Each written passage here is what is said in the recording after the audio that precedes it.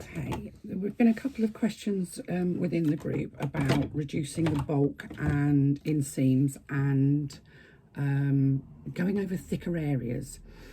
And usually that's where you've added a strap. So I'm going to cover a couple of bits in this video because I'm just literally prepped for just a couple of things. And you'll have to imagine this is a bag. It's not a bag. So this is the exterior of my bag, and I've added my foam to it. And the first thing I'm going to do is, as I've shown you in the foam videos, I'm just going to reduce that thickness by removing the foam from my seam. So that's already taken out some of the bulk. So I literally don't have any foam in the seam. So this is the top of my bag. And this is the foam, and this is the sort of the body of my bag. Clearly that's not a bag, it's just a small rectangle, but you'll have to kind of imagine I'm not going to make a bag every time I make a video, so we're kind of winging it a bit. Now, the places where you're going to get bulk most commonly are where you put straps into a bag. So I'm just going to, this is a very short piece of strap, so I am actually just going to put both sides on, just to show you. And this is a 4-fold faux leather strap, so it's as thick as it's likely to be. And I'm just going to baste that in place, which most patterns will tell you to baste your straps onto your bag where you want them to be. And you usually baste within the seam allowance. So there we go, my strap is now basted, and you can see that that will come up and make a beautiful strap on my very tiny bag. Then you're going to be adding your lining panel. So this is my fabric. I haven't interfaced it, but it's consider this to be my lining.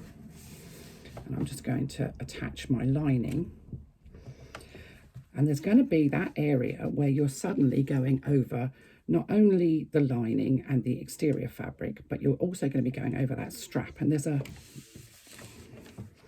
I don't know if you can even see it, but where the strap is, it gets very thick, and it goes, your presser foot will have to go up and over that strap. Now, for me, my machine usually will do that quite easily. But if it's a really thick strap,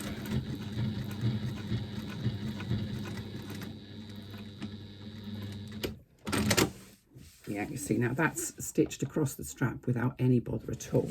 However, for a lot of people, that is a problem. And there are a couple of things that you can use. This is a hump jumper, sometimes called a Gina Majig,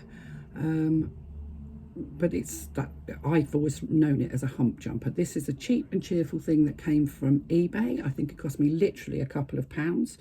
However, and I have one, so I use it. However, you don't actually have to have one, but I will show you how it works. Now, the problem that people have when they go across an area where it's really thick, and that is often with straps, is that when you're going across, as your foot sails along nicely, it gets to where that strap is thick, and the foot will suddenly go at an angle. Now, let me just grab a foot so I can kind of demonstrate that.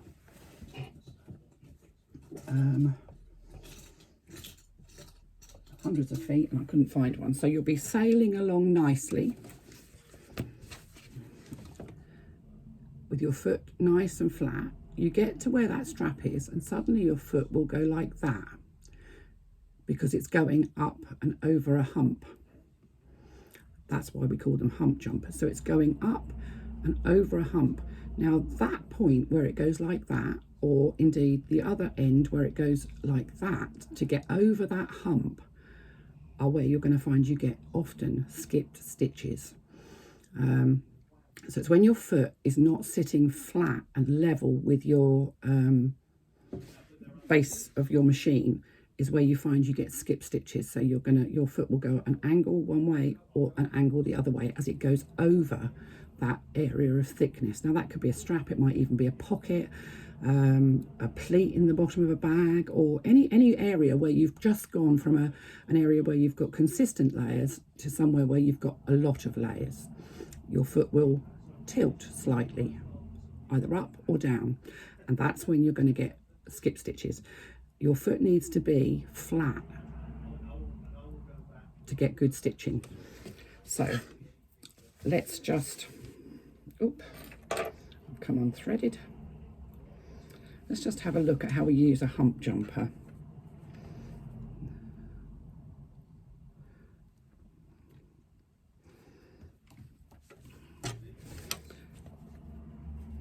So you'll start your stitching an area where it's nice and level, and I am just going to stitch over where I've already stitched. And you're going to get to the point where let's just get rid of that thread, where your strap is. And just as you get to the point where your foot starts to mount the strap, that's a really weird way of saying it, but I'm not quite sure how to say it. With your needle left into the fabric, raise your presser foot, and this end with the cutout fits underneath your presser foot. You can push it in as far as it will go, then lower your presser foot. And what this extra bit of thickness does is keep your presser foot level.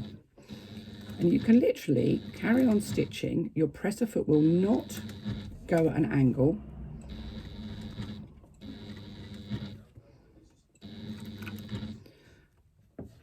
And this will just literally fall out of the back. You're literally stitching off of it. Now, I generally find that coming off the other side, I don't have an issue. I'm going to carry on until I get to the other strap that I've fitted on there. So I've just come to the second strap, and I haven't got a hump jumper. Let's imagine I don't have one. You can do exactly the same thing using a needle case. So raise your foot up with your needle still into the fabric, position your needle case under the back of your foot, and you can then see that your foot will stay level. If you haven't got a needle case that's the right thickness, and they do come in all different, this is quite a thin one and it's actually about right. Some of the needle cases I've got are much thicker and actually tip the foot forward so that they don't work. If you haven't got a needle case, something as simple as a piece of folded card is enough to elevate that foot so that that's probably a little tiny bit too thick. That's better. Is enough to keep your foot straight. And it just keeps your foot, level so you don't get any skip stitches.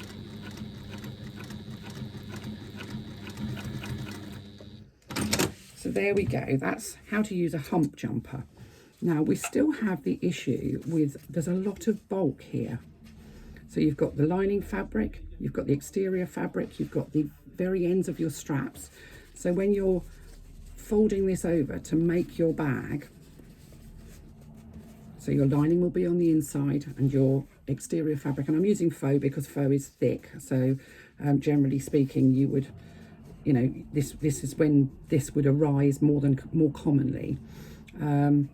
I mean, I can bend this over and what have you, but I can feel that that's still got some bulk inside of there. You've got all of that additional fabric plus the foam, and I'm going to want to top stitch across here, and in particular where those straps are is where it's going to be really bulky.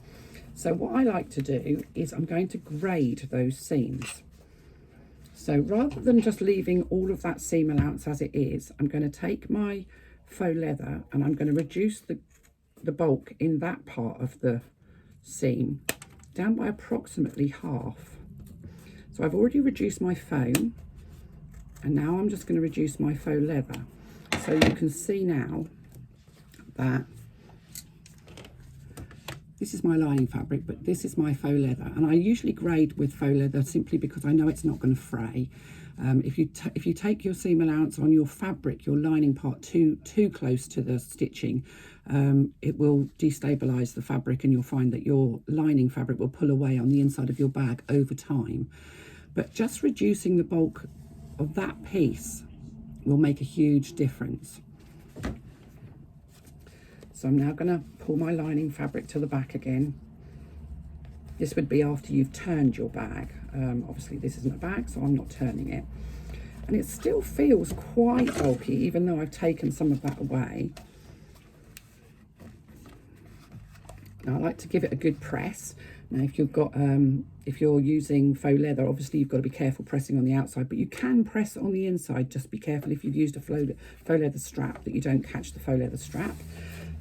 If you're pressing from the inside, what I like to do is put a little bit of masking tape just over the bottom part of my strap, just to make sure that I don't catch the edge of my strap with my iron.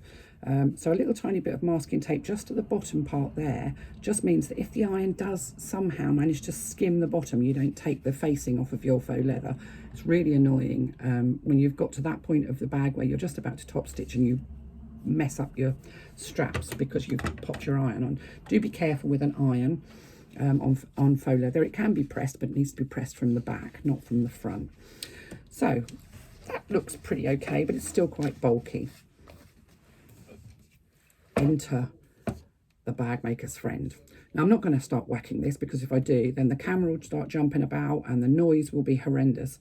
But I like to go all the way along that top seam, giving it a really good bash with a hammer.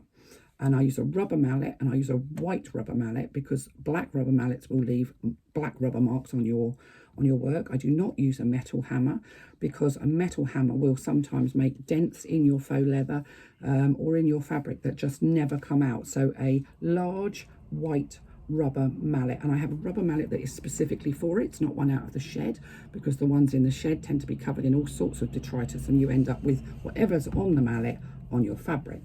So I would go along and I would give all of that seam a really good battering. Now it really helps if you're actually quite annoyed with somebody to do that.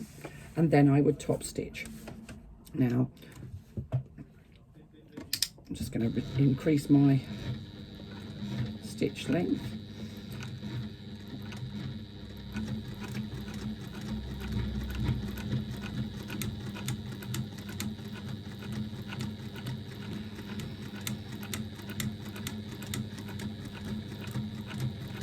Top stitching slowly and at a regular pace is a lot better than top stitching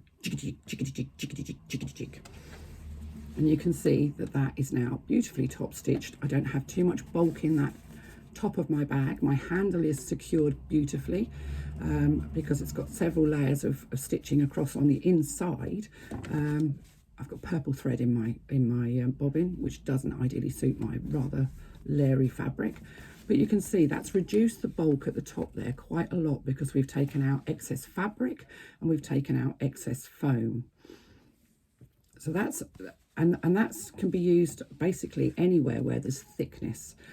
So if you've got boxed corners, grade all of those boxed corners before you stitch them, because it will give you less bulk when you turn them. And somebody asked about if you've got a bulky seam. Let me just grab a bit of faux leather. And that's not big enough. That will do. Right, let's assume this is a pocket. Let me just make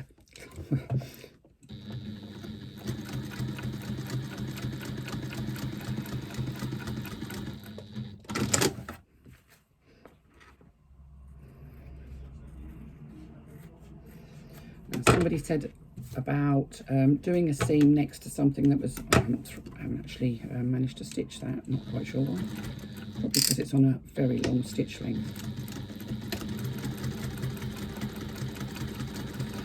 Somebody said about doing a seam when it's right next door to something that's quite bulky, and that can be a challenge, but it's possible.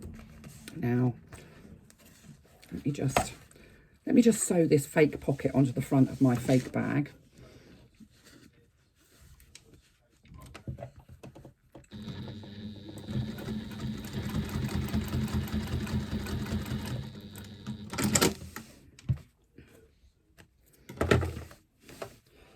It's highly sophisticated, this.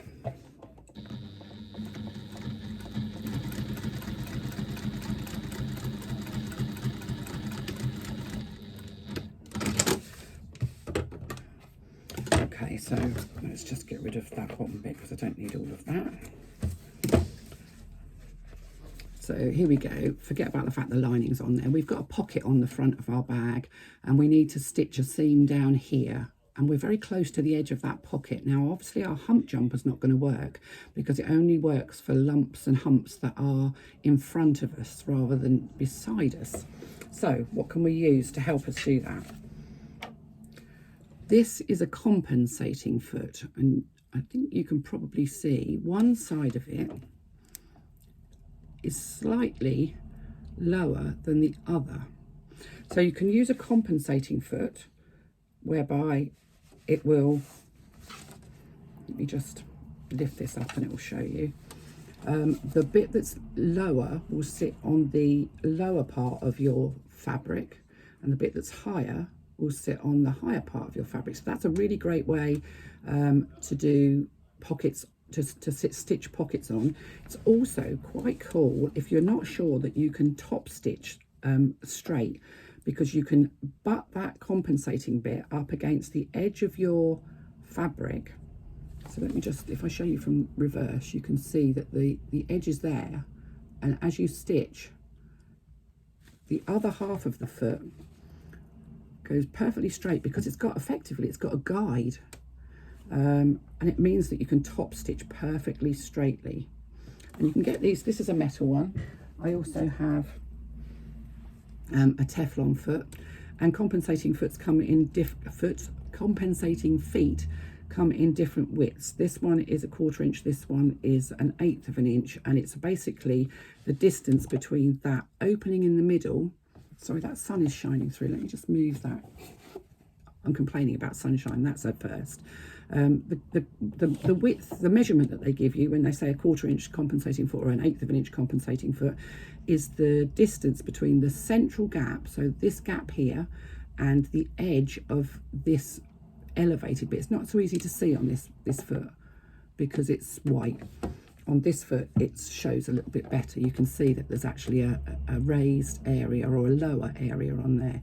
So this is a 1/4 inch, so it's a 1/4 inch between this gap here and the edge of this lower area. So they're great for top stitching. They're great for adding thick pockets onto things and making sure that you stitch your pocket on really, really carefully.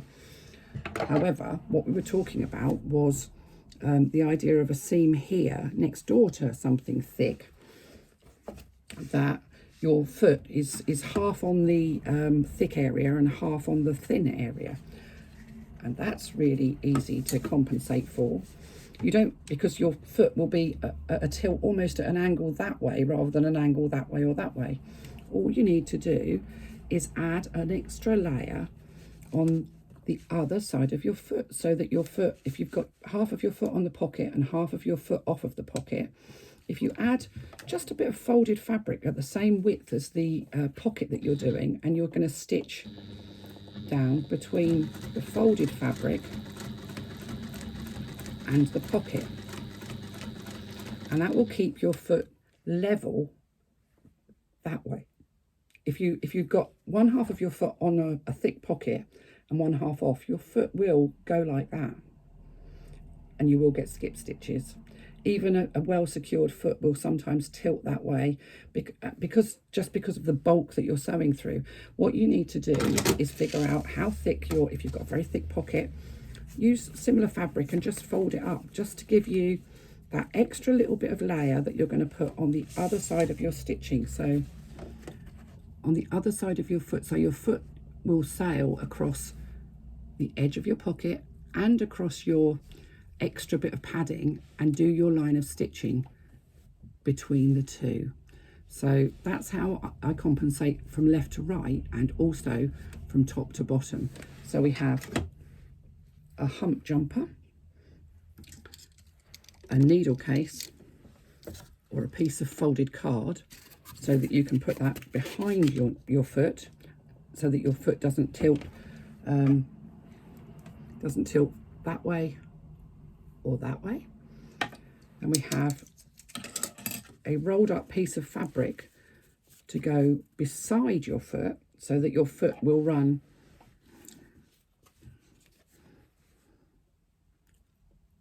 across the side of it. And my feet are quite narrow, so this is not something that's ever really been an issue for me on this machine. However, I do have vintage Elners that have wider feet, and sometimes just adding a little bit of fabric. You're not sewing that on, it's just there to make sure that the foot stays level, because you don't want the foot to tilt left to right either. And it's only a fraction, but because your foot isn't actually level on the fabric that you're sewing, you will sometimes get skipped stitches. And there's nothing looks worse than a skipped stitch.